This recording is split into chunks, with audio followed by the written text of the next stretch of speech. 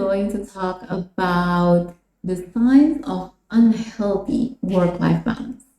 So I've heard so many times that people talk to me that they're having a stress because of their workload, because of their jobs, because of their business. And many of these things are unaware created by unhealthy work-life balance. Many people think that work-life balance is impossible, and yes, there are some things that we need to make it priority, and there's something that we need to choose between one thing and the others, and we need to prioritize absolutely. And I do understand that to be a whole person, to have a healthy relationship with yourself, with your family, and with your work and clients and business and company, or the company that you work for, it is very important to create a healthy work-life balance. And even if I say balance, it doesn't always mean that it's going to be like 50-50. It can mean like 40-60 or even like 70-30, whichever that provides you the best and create the best life that you want. So that is, for me, that is work-life balance.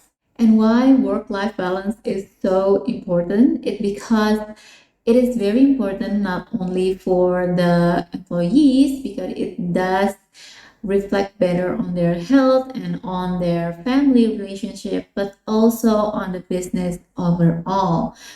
So can you imagine when someone is forced to work on a job that they don't really like, or even if they like it, but they lost their family connections, they jeopardize their family relationships, they don't have time for themselves, would you think that that person will bring the best in them, inside of them, into the company?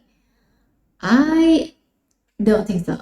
So the thing about that work-life balance is only important for the employees. It doesn't ring true.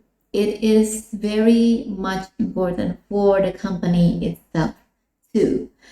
And this is also connected to the productivity and the performance of their employees, and also the company itself. So when someone be at their best because they have the healthy work-life balance, they will become more productive and they will perform better. So, and what are the signs of unhealthy work-life balance? The first signs is that you stop taking care of yourself. You start to doesn't really care about your appearance. Do you comb your hair? You don't comb your hair every morning. You don't match your outfit again, and many other small things that create a lack of, and so many other things that indicate that you don't pay attention to your appearance. And this also goes to your body. Like if you have, let's say, weight gain, and some people already notice it, and they also notice that it's bothering you, but you don't really give it time to do a weight loss programs or to do something about that. Second, your mental health is going downhill. You start to have mood disturbance, you start to be moody, and you start to have so many problems, small problems with your coworkers or your boss, and you don't really realize it. And for most of the time, people will realize what happened to us faster than ourselves. So it's really better to check with them first too. The third one is you just don't care anymore. You don't care about the job. You don't care about the work. You clock in each morning and you clock out in the afternoon just to be present, just to have a work to do and a salary at the end of the month without even caring about the productivity or about the work that you do. Is it the best thing that you can do, or is that just the average thing that you can offer? Number 4, you feel incompetent. Many people who has unhealthy work-life balance usually feel that they cannot do so much for the company, that they cannot bring so much into the work. And this is not always because of their incapabilities, but usually there are several issues inside the company culture itself, but it can also because of unhealthy work-life balance. You see, when you have a healthy work-life balance, you have a life outside your work, which is usually also bring in more confidence and happiness into your life. And if you are content, and if you feel content, and if you feel enough with your life, if you feel happy enough with your life, especially if you don't depend your happiness in the work that you do in the company that you work for, it is more likely that you won't feel incompetent. Number 5 is there are no clear boundaries between the work and the home. So I heard many people will say that, yes, I bring my work into my house, into my home, because I don't want to stay late at work.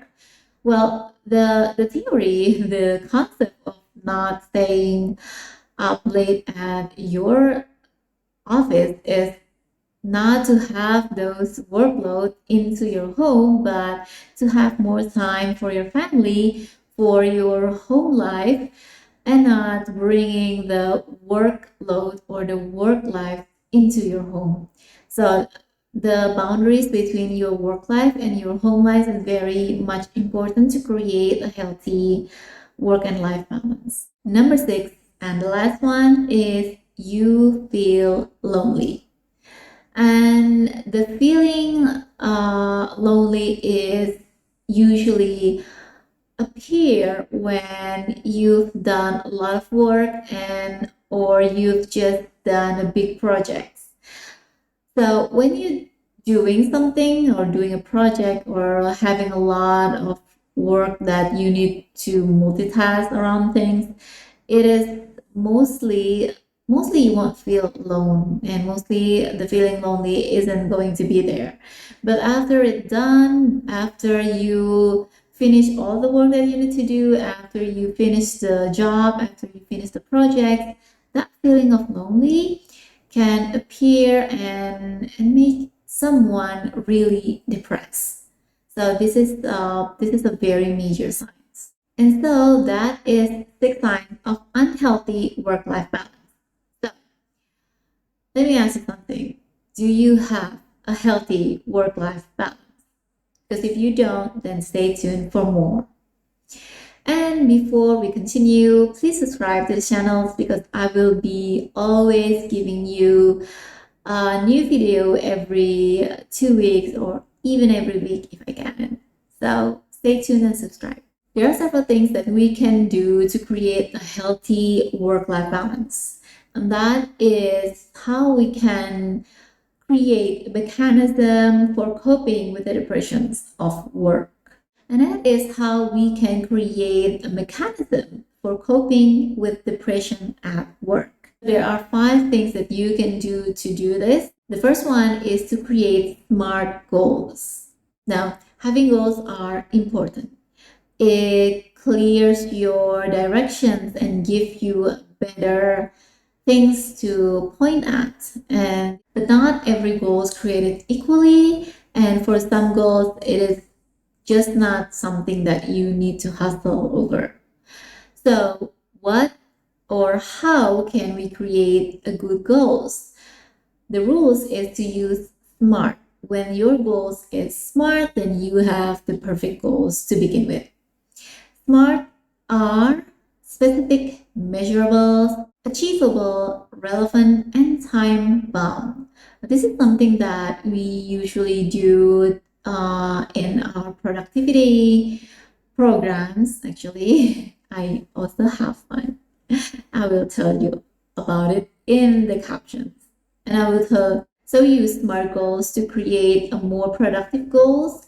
And the idea behind of the SMART goals is that you need to create a goals that contain all of these elements, the SMART, before you even talk about the goals itself, before you even talk about having to reach the goals or how to reach the goals.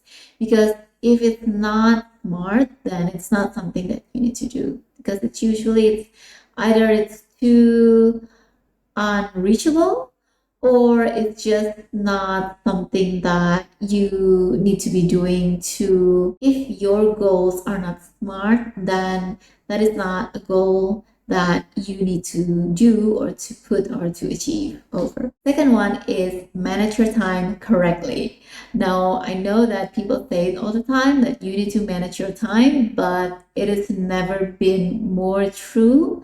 And we all of us have 24 hours a day, and I think that the best person who can do many things is usually not the best person, usually not a person with the best ability or skills or talented people or genius. No, but it usually are the people who can manage their time effectively and efficiently. Number three, take movement breaks. So many people forget that we spend almost all of our days in sitting positions.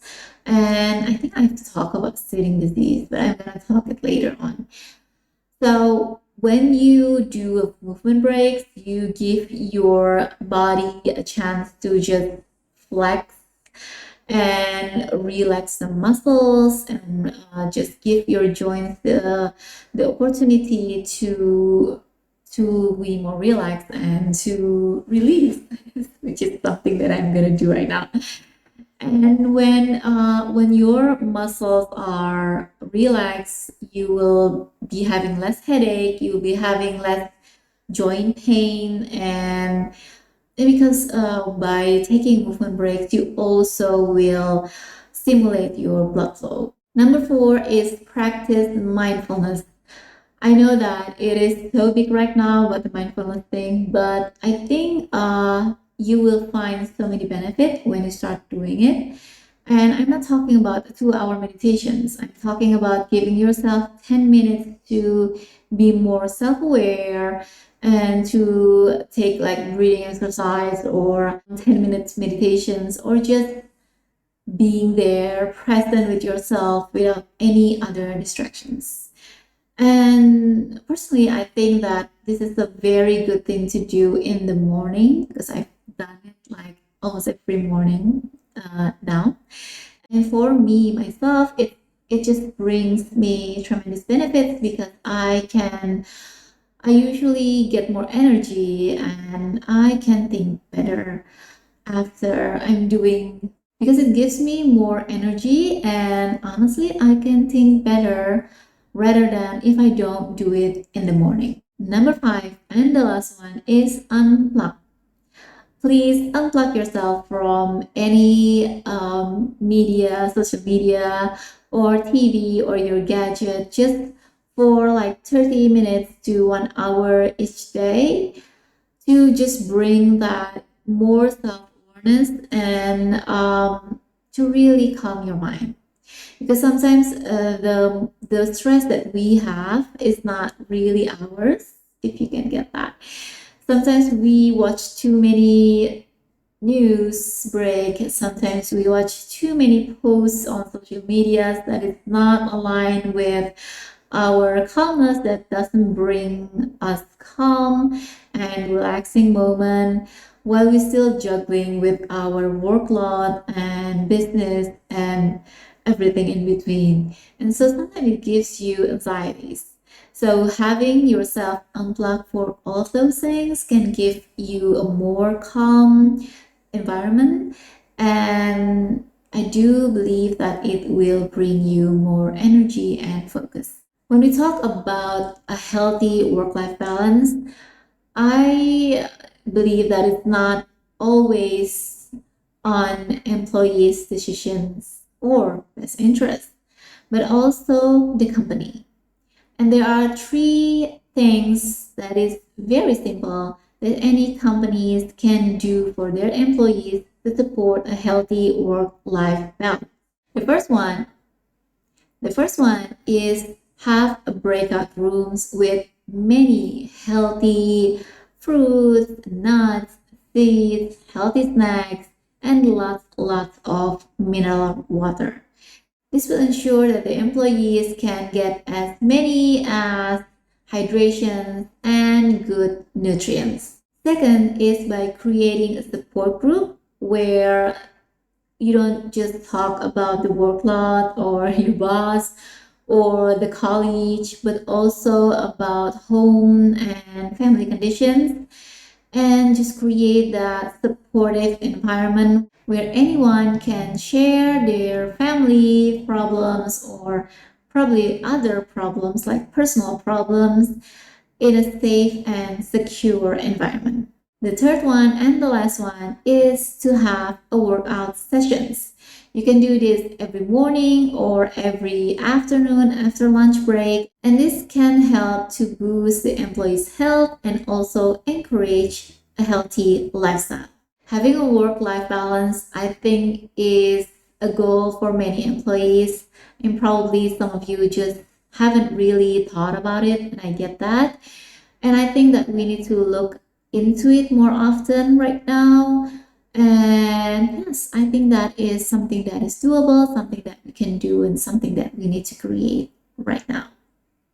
So thank you for watching this video until the end. And if you haven't subscribed, please click the button to subscribe, and I will see you on our next video. Bye bye.